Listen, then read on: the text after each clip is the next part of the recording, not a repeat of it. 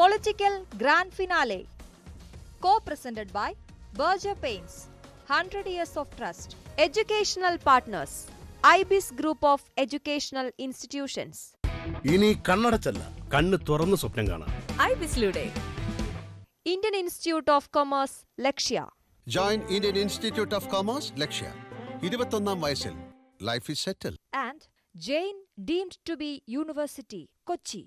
Be the change, be the future with Jain deemed to be University, Kochi. നമസ്കാരം. Political grand ഫിനാലയിലേക്ക് ഒരിക്കൽ കൂടി സ്വാഗതം. ഏതായാലും ഇന്നും നമ്മൾ ആദ്യം കടക്കുന്നത് ഡൽഹിയിലേക്ക് തന്നെയാണ്. സ്വാതി മലിവാൾ സംഭവത്തിൽ പ്രതികരണങ്ങൾ കൂടുതൽ വന്നുകൊണ്ടിരിക്കുന്നു. ഏതായാലും ചായക്കോപ്പയ്ക്കുള്ളിലെ കൊടുങ്കാറ്റ് ആം ആദ്മി പാർട്ടിയെ ശ്വാസം മുട്ടിക്കുന്ന കാഴ്ച തന്നെയാണ് ഈ അഞ്ചാം ഘട്ട പ്രചാരണം അവസാനിച്ചിട്ടും കണ്ടുകൊണ്ടിരിക്കുന്നത്. മർദ്ദിച്ചു എന്ന സ്വാതി മലിവാളിന്റെ പരാതിയിൽ അരവിന്ദ് കെജ്രിവാളിന്റെ PA വിഭവ് കുമാർ ഒടുവിൽ അറസ്റ്റിലായിരിക്കുന്നു. അപ്പോഴും വിവാദങ്ങൾ തീരുന്നില്ല. മലിവാൾ ഉയർത്തുന്ന ആരോപണങ്ങൾ അതേപടി നിൽക്കുന്നു. ആം ആദ്മി പാർട്ടി ഭിബവിന്റെ ഭീഷണിയിലാണെന്ന് സ്വാതി ആരോപിക്കുന്നു. ഭിബവ് അറസ്റ്റിലായാൽ കെജ്രിവാളിന്റെ എല്ലാ വിവരങ്ങളും പുറത്തുവിടുമെന്ന് ഭീഷണിയുണ്ടെന്ന് വരെ സ്വാതി പറഞ്ഞിരുന്നതാണ്. എന്നാൽ കെജ്രിവാളിന്റെ വസതിയിൽ നിന്ന് സ്വാതി മലിവാൾ പുറത്തിറങ്ങുന്ന ദൃശ്യങ്ങൾ പുറത്തുവിടുകയായിരുന്നു ആറസ്റ്റിന് പിന്നാലെ AAP ചെയ്തിരിക്കുന്നത്. സുരക്ഷാ ഉദ്യോഗസ്ഥരോടൊപ്പം വീട്ടിൽ നിന്ന് പുറത്തേക്ക് വരുന്ന സ്വാതിയുടെ ദൃശ്യങ്ങൾ പുറത്തുവിട്ടുകൊണ്ട് ആരോപണം അടിസ്ഥാനരഹിതമാണെന്ന വാദം ആവർത്തിച്ചിരിക്കുകയാണ് AAP.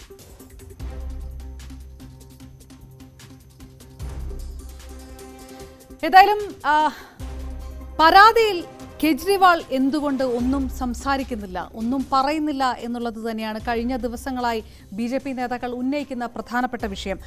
കെജ്രിവാൾ ഇന്ന് നടത്തിയ വാർത്താ സമ്മേളനത്തിന്റെ പ്രസക്ത ഭാഗങ്ങളുണ്ട്. നമുക്ക് അതിലേക്ക് പോകുന്നതിന് മുൻപ് തന്നെ ഈ വിഷയം പരസ്യപ്രചാരണം അവസാനിച്ചിരിക്കുന്നു. അപ്പോഴും പോളിംഗ് ബൂത്തിലേക്ക് ആൾക്കാർ ചെല്ലുന്നതിന് മുൻപ് തന്നെ ഈ വിഷയത്തിൽ പരമാവധി ഇതൊരു ആയുധമാക്കാൻ BJP ശ്രമിക്കുന്നുണ്ട് എന്ന് ആം ആദ്മി ആരോപിക്കുകയാണ്. അതിപ്പോൾ ശരിയാണെങ്കിലും അല്ലെങ്കിലും ഇത് ആം ആദ്മി പാർട്ടിയെ ഒരല്പം പ്രതിസന്ധിയിലാക്കിയിട്ടുണ്ട് എന്ന് തന്നെ വേണ്ട അല്പമല്ല, വലിയ തോതിൽ പ്രതിസന്ധിയിലാക്കിയിട്ടുണ്ട്. ഇപ്പോൾ സ്വാഭാവികമായി ഇങ്ങനെ ഒരു സംഭവം ഉണ്ടാകുമ്പോൾ പ്രധാന പ്രതിപക്ഷ കക്ഷിയായ BJP അതിൽ നേട്ടമുണ്ടാക്കാൻ ശ്രമിക്കുമായിരിക്കും. ഇപ്പോൾ നിർമ്മല സീതാരാമനെ പോലുള്ളവരൊക്കെ പ്രസ്താവനകളുമായി രംഗത്തെത്തിയിട്ടുണ്ട്. അതുപോലെ മറ്റു പല നേതാക്കളും രംഗത്തെത്തിയിട്ടുണ്ട്. പക്ഷേ ഇവിടെ വളരെ രസകരമായൊരു കാര്യമുണ്ട്. കോൺഗ്രസിൻ്റെ നിലപാടെന്താണ്?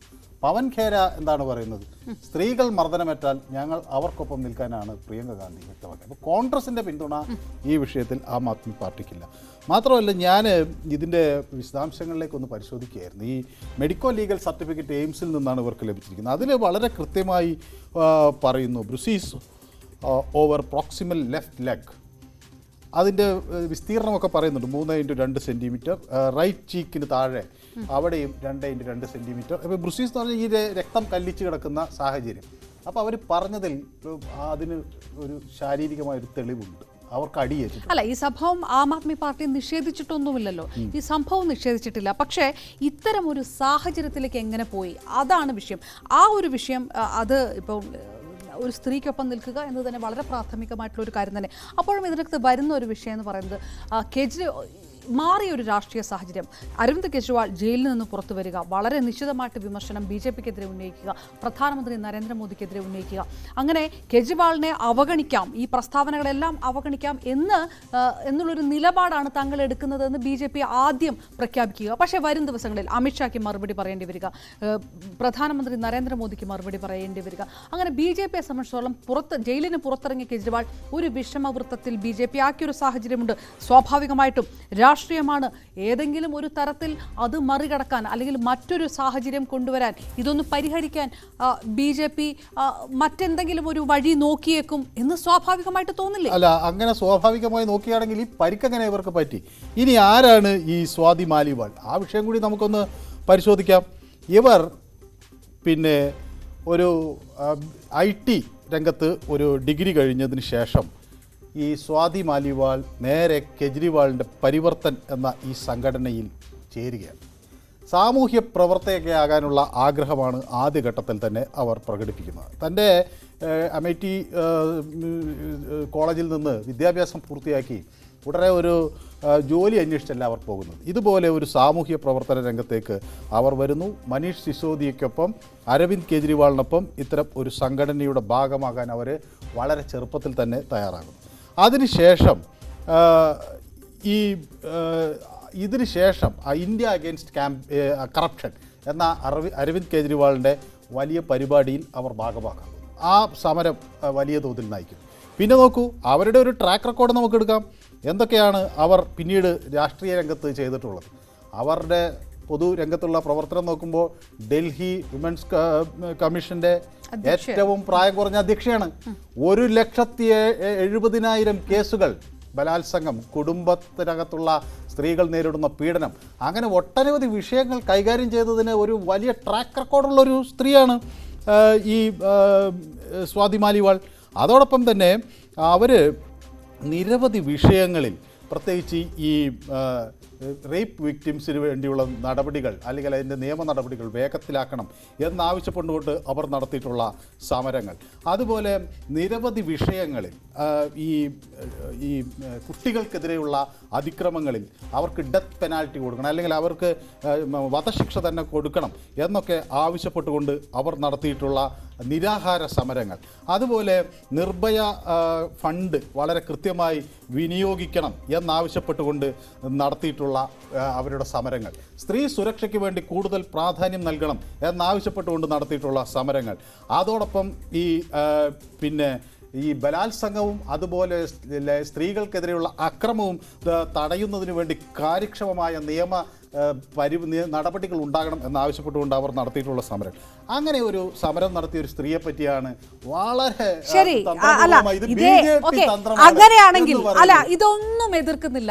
പക്ഷെ കൃത്യമായ ഈ ട്രാക്ക് റെക്കോർഡ് ഇപ്പോൾ ഈ വിഷയത്തിനകത്ത് വലിയ നിശ്ചിതമായിട്ടുള്ള വിമർശനം ഉന്നയിക്കുന്ന BJPക്ക് അവകാശപ്പെട്ടതല്ല. ഇത് ആം ആദ്മി പാർട്ടിയുടെ നേതാവാണ്. ഗുസ്തി താരങ്ങളുടെ സമരം ഉണ്ടാകുമ്പോൾ അന്ന് സ്വാതി മാലിവാളിനെ കയ്യേറ്റം ചെയ്തത് ആരാണ്? കയ്യേറ്റം ചെയ്ത സമയത്ത് എവിടെയായിരുന്നു?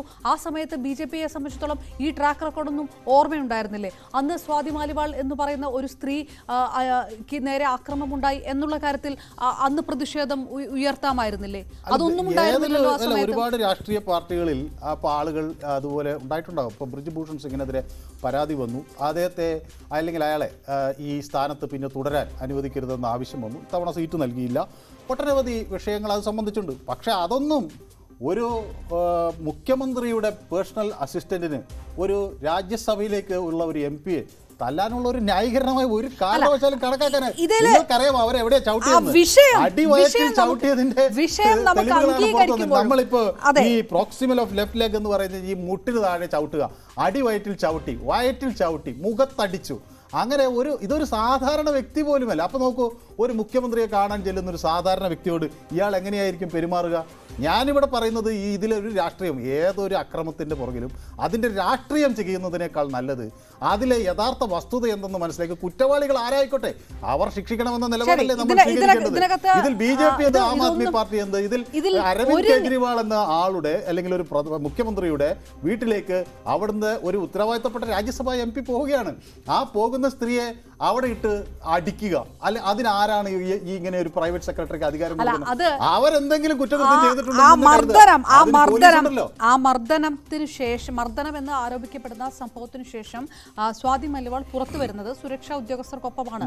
അതായത് ഈ മർദ്ദനം തന്നെ ഒരു ഗൂഢാലോചനയാണ് എന്ന തരത്തിൽ ആം ആദ്മി പറയുന്നുണ്ട്. എനിക്ക് തോന്നുന്നു ഇതിൽ വിഷയം ഇതിന് ഒരുപക്ഷെ എനിക്ക് ചില വിയോജിപ്പുകൾ അതിനകത്തുണ്ട്. പക്ഷേ അപ്പോഴും ഒരു കാര്യം ശരിയാണ്, എന്തുകൊണ്ട് അരവിന്ദ് കെജ്രിവാൾ ഈ വിഷയത്തിനകത്ത് പ്രതികരണം നടത്തുന്നില്ല എന്നുള്ളതാണ്. കഴിഞ്ഞ ദിവസം അരവിന്ദ് കെജ്രിവാൾ മൈക്ക് സഞ്ജയ് സിംഗിലേക്ക് നീക്കി വെച്ചു കൊടുത്തുകൊണ്ട് ഈ വിഷയത്തിൽ നിന്ന് മാറി നിൽക്കുന്നത്. അതിനാണ് നിർമ്മലാ സീതാരാമനൊക്കെ വലിയ രീതിയിലുള്ള വിമർശനം ഉന്നയിച്ചത്.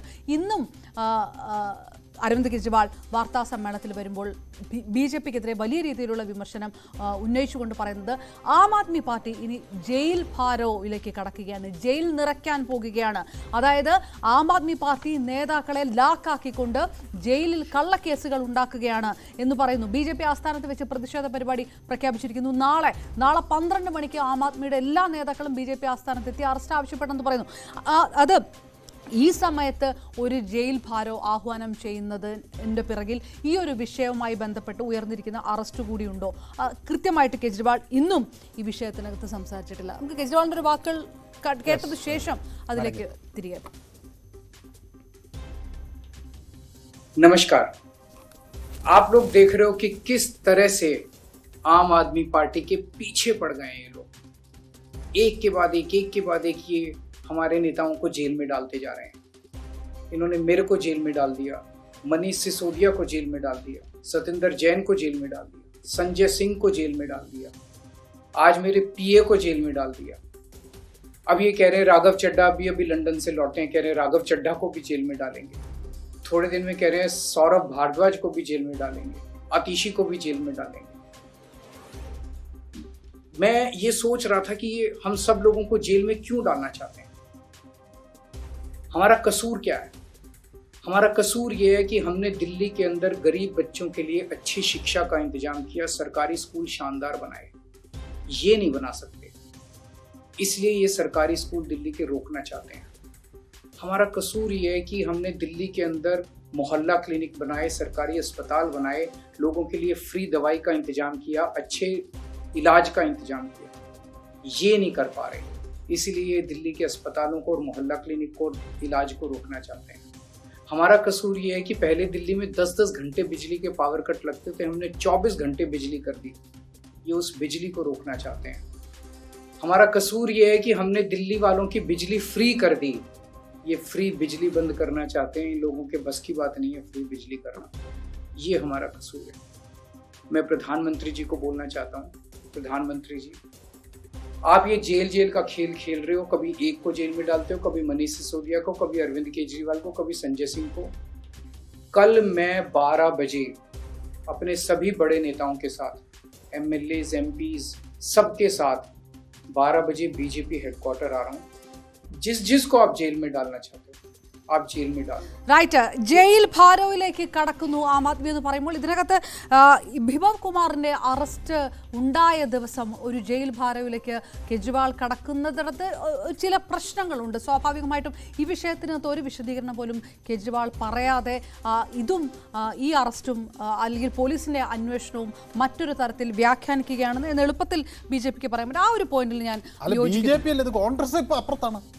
കോൺഗ്രസ് അരവിന്ദ് കെജ്രിവാളിനൊപ്പം നിൽക്കുന്നില്ല, ഇന്ത്യ മുന്നണിയിൽ വേറെ ആരും ഇതിനെ ന്യായീകരിച്ചുകൊണ്ട് രംഗത്ത് വരുന്നില്ല. പവൻ ഖേര തന്നെ വ്യക്തമാക്കി. പവൻ ഖേരയുടെ നമുക്ക് കേൾക്കാം. പവൻ ഖേര പക്ഷെ കുറച്ചും കൂടെ ഒരു ഡിപ്ലോമാറ്റിക് ആയിട്ടാണ് പറഞ്ഞു പോകുന്നതെന്ന് തോന്നുന്നു. കോൺഗ്രസ് ഒരു രാഷ്ട്രീയ സാഹചര്യം വെച്ച് അദ്ദേഹം പറഞ്ഞെങ്കിലും ഞങ്ങൾ അടിച്ചമർത്തപ്പെട്ട സ്ത്രീകൾക്കൊപ്പമാണ് എന്ന നിലപാടല്ലേ അദ്ദേഹം സ്വീകരിച്ചത്. ഏതായാലും ഇതിനകത്ത് കൂടുതൽ പ്രതികരണങ്ങളുണ്ട്. മറ്റ് കോൺഗ്രസ് ഇപ്പോൾ പറഞ്ഞ പോലെ കോൺഗ്രസ് എടുക്കുന്ന നിലപാട്, ബിജെപി പ്രചാരണത്തിൽ ഇത് സ്വീകരിക്കുന്ന നിലപാട്, ആം ആദ്മി പാർട്ടി അറസ്റ്റിന് ശേഷവും ഉറച്ചു നിൽക്കുന്ന മറ്റൊരു നിലപാട്, അത് ഒരു വിഷയമാണ്. നമുക്ക് ആ പ്രതികരണത്തിലേക്ക് വരുന്നതിന് മുന്നേ ഒരു ഇടവേളയിലേക്ക് പോകാം അല്ലേ? ഇടവേള.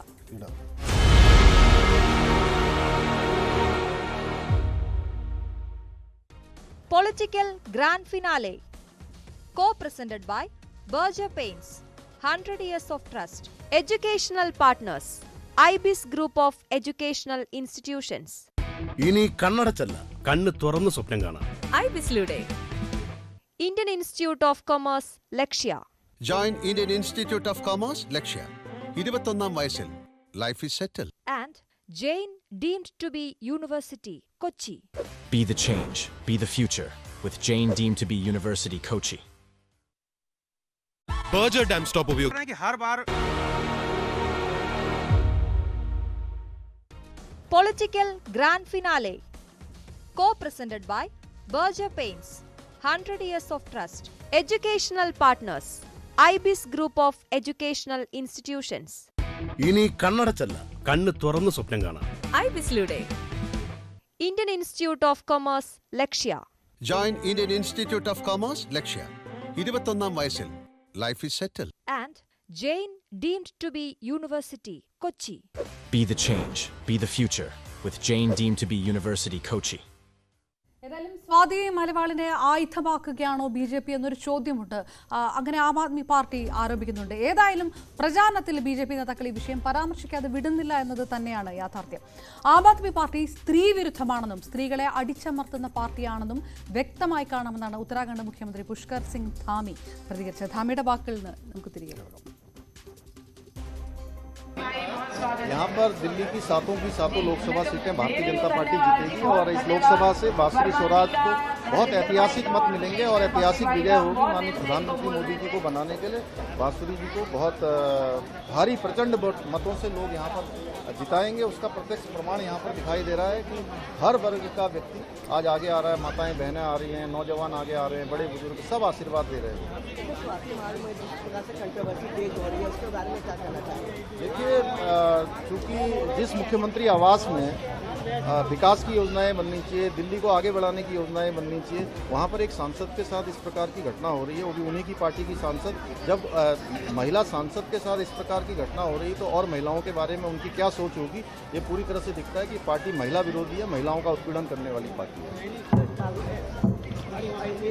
कुछ लोगों को कैंडिडेट बनाया है, जिसमें आपने अपने चुनाव भाषण में बोला।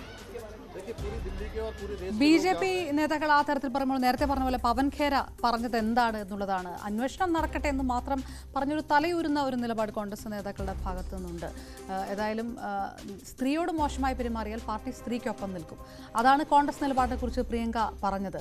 നിയമ നടപടി പിന്തുടരും, അത് എല്ലാവരുടെ മുന്നേ വസ്തുതകളൊക്കെ പുറത്തു വരികയും വേണം എന്ന് പറയുന്നു. അത് മാത്രമാണ് കോൺഗ്രസ് പറഞ്ഞത്. പക്ഷേ കോൺഗ്രസിൻ്റെ നിലപാട് ഈ വിഷയത്തിനകത്ത് കെജ്രിവാളിനെ വിമർശിച്ചുകൊണ്ടുള്ളതല്ല പ്രത്യക്ഷത്തിൽ എന്നുകൂടി പറയേണ്ടതില്ലേ? നമുക്ക് പവൻ ഖേരയുടെ വാക്കുകൾക്ക് ശേഷം വരാം.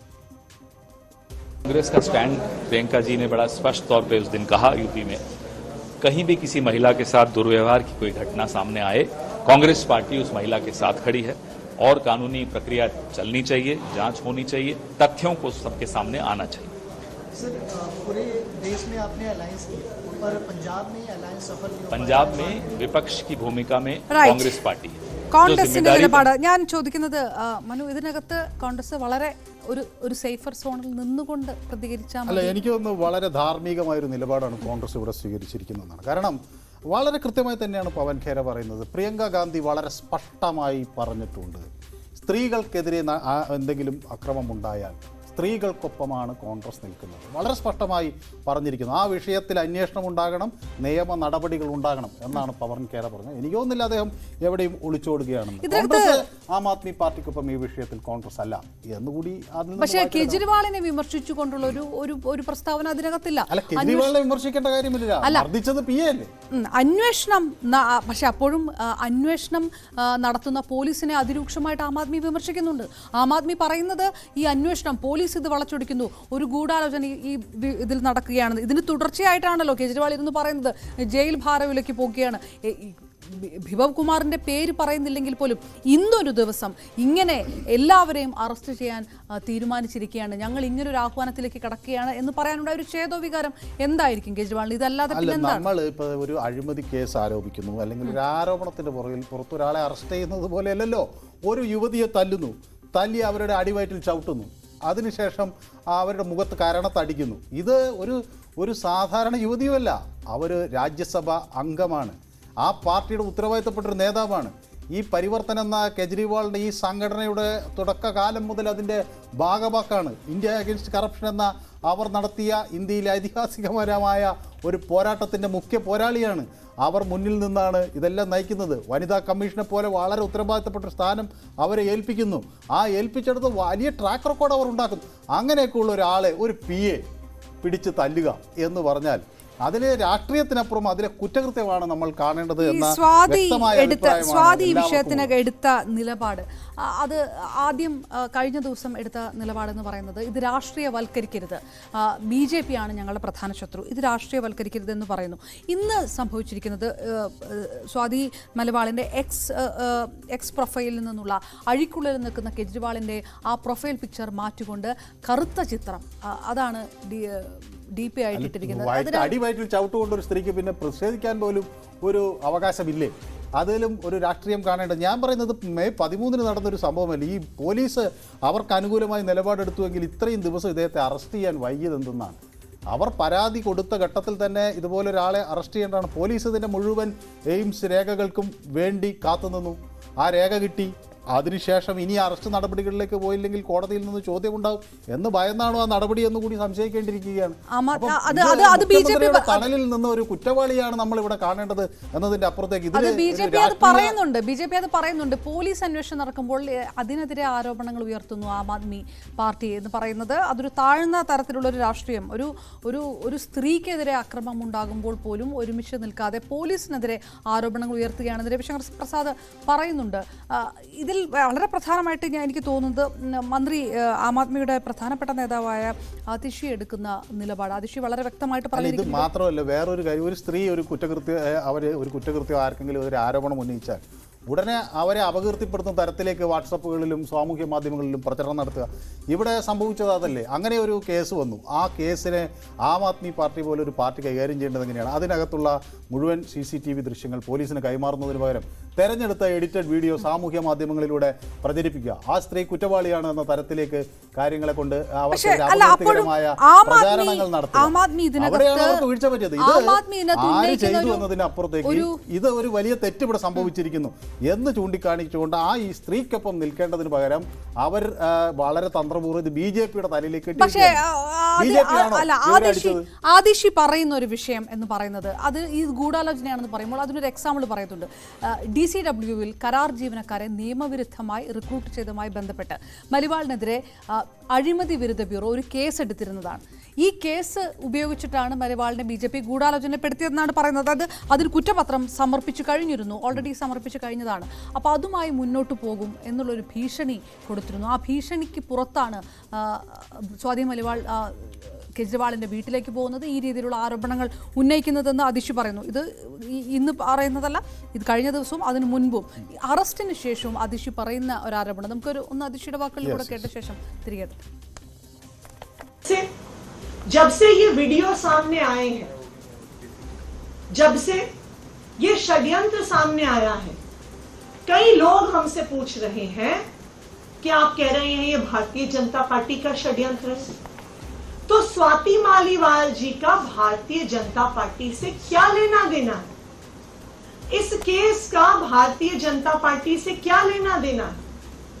तो आज मैं इस पूरे मामले का स्वाति मालीवाल जी का और भारतीय जनता पार्टी का क्या लेना देना है, इसके तार आपस में कैसे जुड़े हुए हैं, इस तार जुड़ने का क्या प्रमाण है?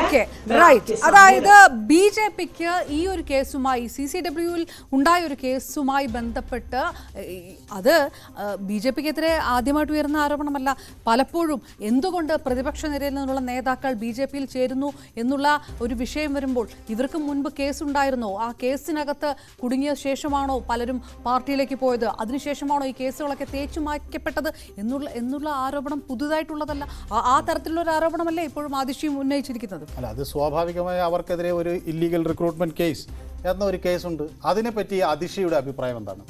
ഈ കേസ് സത്യസന്ധമാണ് എന്നാണോ അതിഷിയുടെ അഭിപ്രായം? ആ കേസ് കെട്ടിച്ചമച്ചതാണ് എന്ന് വാദിച്ചതാരാണ്? ഇപ്പോഴെങ്ങനെയാണ് ആ കേസ് കുറ്റകൃത്യമാണെന്ന് അതിഷി കണ്ടെത്തുന്നത്?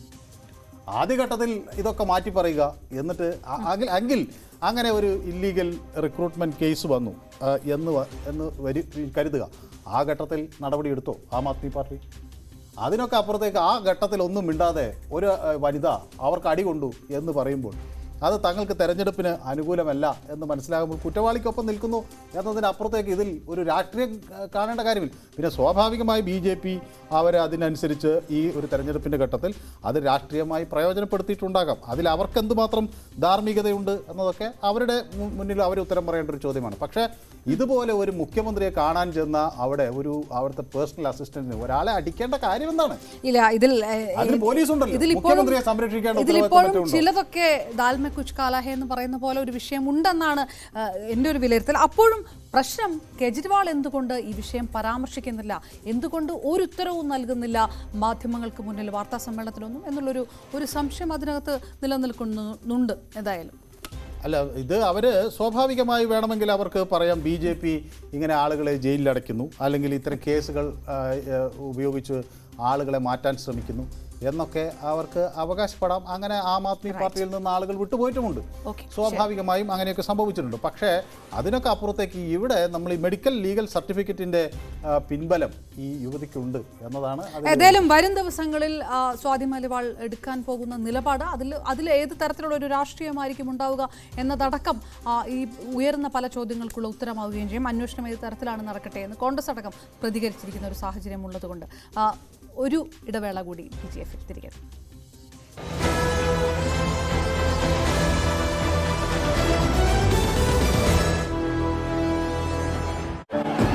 യു പിയിലെ 14